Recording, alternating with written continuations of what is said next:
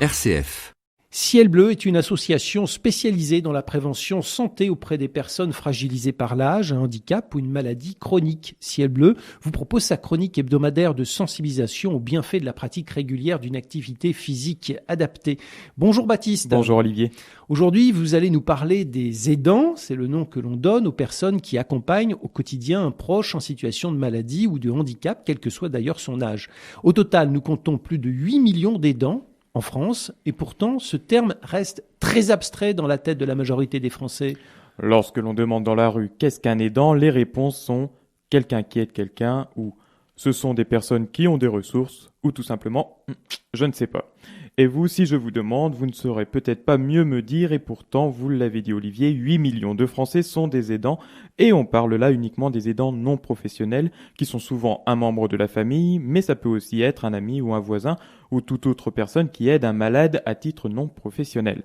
Et cette aide apportée nécessite bien souvent de modifier son quotidien avec des impacts sur sa vie professionnelle, sociale et familiale. Et des impacts aussi sur le moral, la qualité de vie, car plus d'un tiers des aidants déclarent que ce rôle a des conséquences négatives sur son bien-être. Oui, l'accompagnement au quotidien, l'aide apportée plusieurs heures par jour aux proches malades ou en situation de handicap, impacte le bien-être de nombreux aidants. Parmi eux, 3/4 déclarent ressentir une fatigue morale et être dans une situation de stress, et la moitié d'entre eux ressentent également une fatigue physique. Alors ce ressenti, on s'en doute, est d'autant plus fort pour l'aidant que la personne aidée est dépendante. C'est pour cela que des mesures d'accompagnement sont prises pour prévenir l'épuisement, les ruptures d'aide, voire des situations de maltraitance malheureusement qui émergent parfois.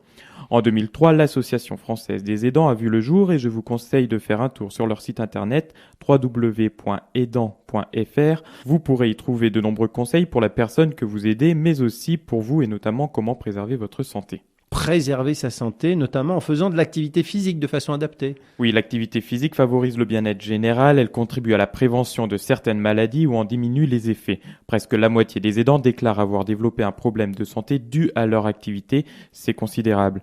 L'activité physique permet également de réduire les effets négatifs du stress. Finalement, prendre soin de son corps accroît la possibilité de vivre plus sereinement son quotidien et la relation avec son proche. Et puis, pratiquer une activité physique à plusieurs, avec un ami ou en association, permet de s'accorder un moment de répit et d'échange qui peut faire beaucoup de bien dans une situation où les relations sociales peuvent être mises à mal. Alors j'imagine, Baptiste, que ce n'est pas si facile de se dégager du temps et en plus de trouver une activité qui corresponde à ses envies.